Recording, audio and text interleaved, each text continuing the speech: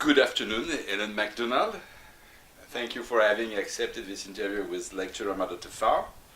We are pleased to be able to ask you a few questions regarding your book, M. pour ma belle in French, recently published by Fleuve Editions. So your passion for the ghost hawk helped you to recover from the bereavement of your father. Could we say that this book brings this process to an end? Oh, what a great question. Well, in a strange sense, yes, and in two ways, I think. First of all, there was the actual events that the book portrays, where I decided to run away from the world and train a hawk in order to escape from the pain of my father's death. It's not a book that has a simple solution. It's not like, the kind of book that says, I was sad, and then I got a cat, and then I was happy again. The hawk took me to some very dark and strange places before I came back to the world of humans, and much sort of healed, I think. But it was a long process. But then writing the book, I didn't expect it to, but it was a very big deal in terms of how I felt about grief and my father. When I finished the last sentence of the book and finally closed the manuscript, I felt very dizzy, I felt very strange, I felt like,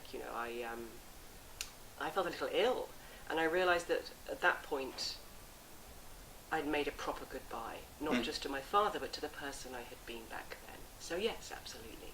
Do you think the moments you spent with Mabel helped you to be more detached from urban life, to recover from your mourning?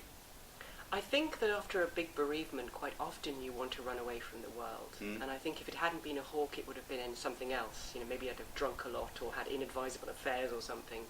The hawk was a way of running away from my domestic urban life, very much so. And I'd go out with her every day and I'd watch her fly across the frosty English countryside, and I began to feel more like a hawk than a person.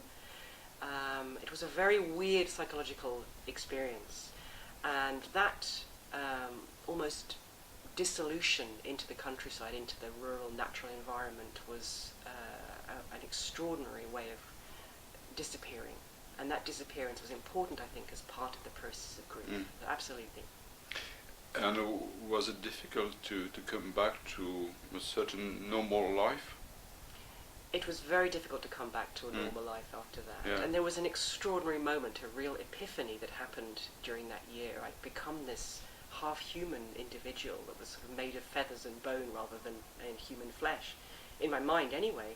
And I was at my father's memorial service, and I stood there looking at the congregation, and I realized that I'd done what all the nature books tell you to do. They say, when you're broken, the natural world will heal you. But I'd taken it too far. And I realized I'd got quite depressed. It wasn't the kind of normal depression that involves you curling up in your bed under your blankets. It was a kind of depression that was very beautiful and very strange, but very damaging. And I realized at that point I had to come back, and I ended up going to the doctors, and I took antidepressants, and I made a real effort to see my friends and family again. But it was hard. It was hard to come back from that place. But I like to think I managed it. I'm quite a cheerful person now. Writing books and doing falconry, maybe it's difficult. No, it's the balance. If you go back to early modern Europe, falconry was seen as the epitome of the active life. And often you'd see sort of images of the active life with there'd be a sort of a young man with a hawk on his hand. And the contemplative life was always represented by someone in a library reading a book. So I think that if you can do both in your life, if you can do falconry and writing, then you've got the proper balance there. So I hope to be able to do both in the future. Okay. Thank you very much. That was fun.